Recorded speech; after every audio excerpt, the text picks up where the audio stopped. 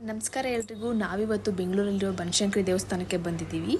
ಹೊರಗಡೆ ಹೋಗಿದ್ವಿ, ಸ್ವಲ್ಪ ಕೆಲಸ ಇತ್ತು, ಮುಗಿಸ್ಕೊಂಡು ಹಂಗೆ ದೇವಸ್ಥಾನಕ್ಕೆ ಹೋಗ್ಬಿಟ್ಟು ಹೋಗೋಣ ಅಂದ್ಬಿಟ್ಟು ಬಂದ್ವಿ. ದೇವಸ್ಥಾನ ಎಲ್ಲ ನೋಡಿದ್ವಿ. ಆಮೇಲೆ ನಾವು ಹೋಗೋಷ್ಟ್ರಲ್ಲಿ ಮಧ್ಯಾಹ್ನ ಆಗಿಬಿಟ್ಟಿತ್ತು. ಹಂಗೆ ದೇವಸ್ಥಾನ ಒಳಗಡೆ ಹೋಗ್ಬಿಟ್ಟು ದೇವ್ರು ನೋಡ್ಕೊಂಡು ಹೋಗೋಣ ಅಂದ್ಬಿಟ್ಟು ದೇವಸ್ಥಾನಕ್ಕೆ ಹೋದ್ವಿ. ದೇವ್ರ ದರ್ಶನ ಅಂತೂ ಆಯಿತು. ದೇವ್ರ ದರ್ಶನ ಮುಗಿಸ್ಕೊಂಡು ಆಮೇಲೆ ಪ್ರಸಾದ ತಗೊಂಡು ಹೋಗೋಣ ಅಂತ ಹೋದ್ವಿ. ಪ್ರಸಾದಕ್ಕೆ ನೋಡಿದ್ರೆ ಫುಲ್ ಲೈನು, ಕ್ಯೂ ಇತ್ತು.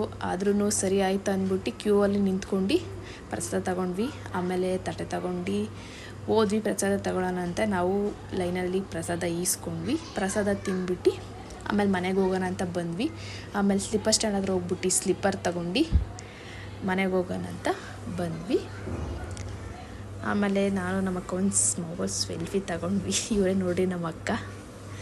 ಆಮೇಲೆ ಮನೆಗೆ ಹೋಗೋಣ ಅಂತ ಬರ್ಬೇಕಾದ್ರೆ ಬ್ಯಾಗ್ ಬೇರೆ ಮಾರ್ತಾಯಿದ್ರು. ಎಷ್ಟು ರೂಪಾಯಪ್ಪ ಅಂತ ನೋಡಿದ್ರೆ 100 ರೂಪಾಯಿ ಒಂದಂದರು. ಈಗ ಸದ್ಯಕ್ಕೆ ತಗೊಳೋದು ಬೇಡ ಅಂದ್ಬಿಟ್ಟು ಬಂದ್ವಿ. ಜನ ಸ್ವಲ್ಪ ರಶ್ಶೇ ಇತ್ತು, ಅದಕ್ಕೆ ಏನೂ ತಗೊಳ್ಲಿಲ್ಲ.